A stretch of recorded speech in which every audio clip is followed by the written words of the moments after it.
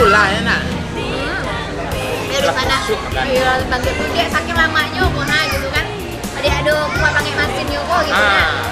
Ada di sana. Tapi kini kok deh bahas cendol tadi kalau di sana. Nah, aku terlalu nggak tahu di sana, Mbak. Mungkin tidak terlalu lancar usaha. Udah Yudi kok dari 90-an ada cendol sampai kini ada juga cendol baru. Dan maksudnya kan pasti gua saya tawarin ada. Itulah.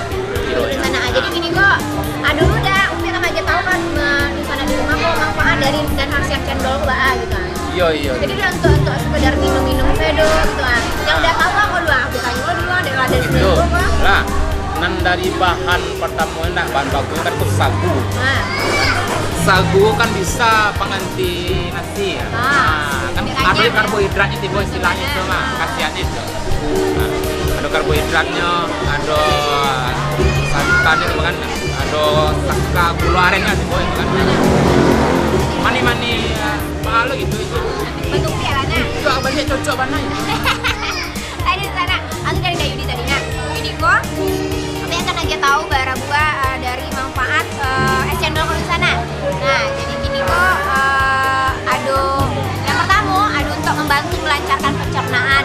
Nah, bahan membantu yang melancarkan pencernaan kok, nah, dek seratnya kok di sana, jadi bisa untuk memudahkan usus halus untuk menyerap gizi di dalam paru gitu. Jadi itu salah satu yang pertama.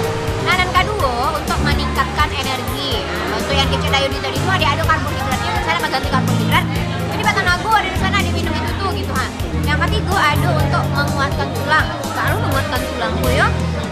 Nah, jadi untuk mengandung kalsium yang bisa menjaga tulang awak untuk tetap bugar, tetap sehat, tetap kuat di sana.